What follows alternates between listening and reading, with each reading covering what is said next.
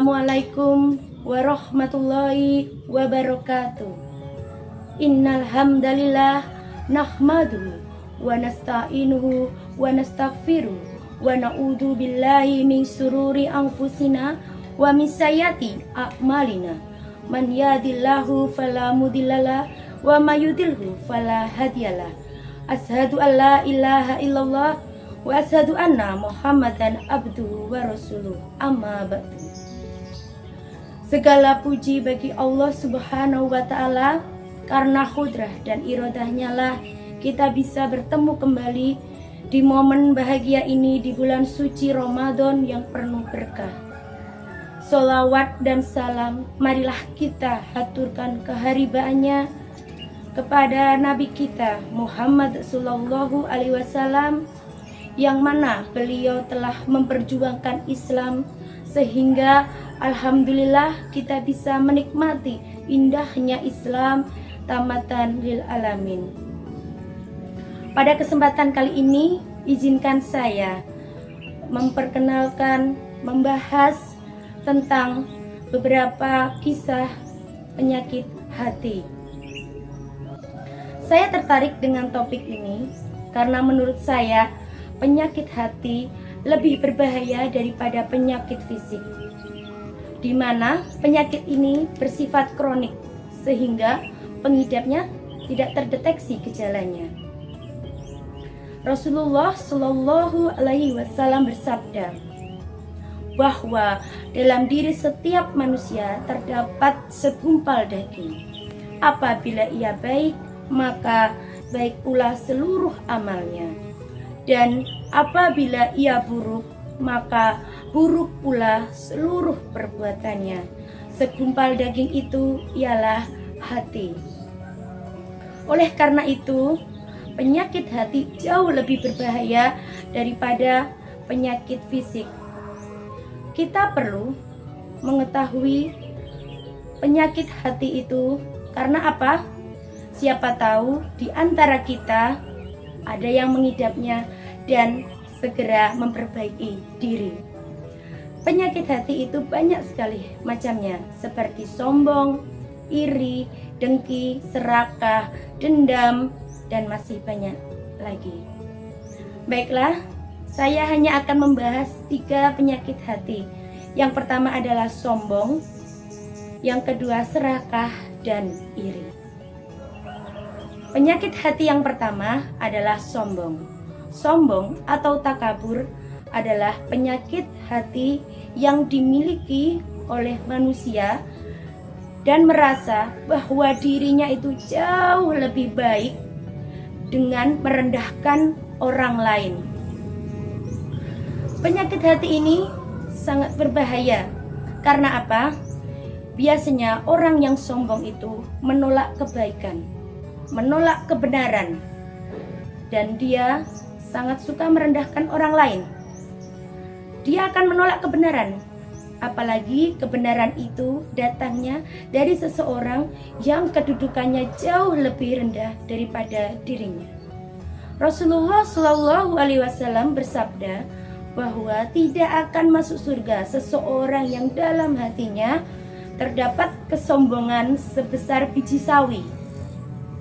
Ada seseorang bertanya, bagaimana dengan seseorang yang suka memakai baju dan sandal bagus? Lalu beliau menjawab, sebenarnya Allah itu indah dan beliau menyukai keindahan. Kesombongan adalah merendahkan orang lain dan menolak kebenaran. Maka dari itu, anak-anakku sekalian, jauhilah sifat sombong. Mari perbanyak diri dengan berzikir, introspeksi diri, dan tidak merendahkan orang lain. Yang kedua adalah serakah. Anak-anakku sekalian, Nabi Adam alaihissalam keluar dari surga karena beliau mengikuti kata-kata iblis untuk memakan buah kuldi. Padahal Allah Subhanahu wa taala sudah melarangnya. Tetapi iblis selalu membujuknya dengan iming-iming bahwa akan kekal abadi. Nabi Adam alaihissalam akhirnya memakan buah kuldi tersebut dan beliau dikeluarkan dari surga oleh Allah. Setelah itu beliau menyadari kesalahannya. Serakah banyak sekali dalam kehidupan manusia kita jumpai. Tidak perlu jauh-jauh, seperti di Indonesia banyak sekali kasus korupsi. Bahkan yang lebih memalukan, mereka yang korupsi mengatakan bahwa korupsi itu sudah tradisi, sudah budaya, dan mereka tidak malu untuk mengakuinya. Oleh sebab itulah hancurlah dunia ini, hancurlah negara ini. Kenapa negara ini tidak maju-maju?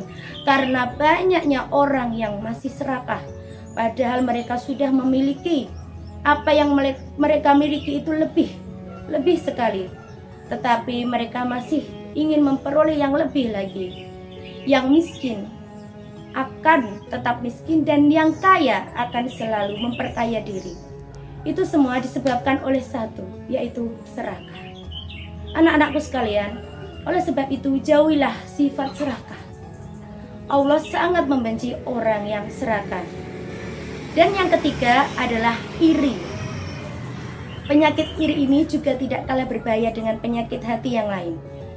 Penyakit iri ini adalah sifat di mana seseorang tidak menyukai apabila seseorang itu mendapat nikmat yang lebih dari Allah.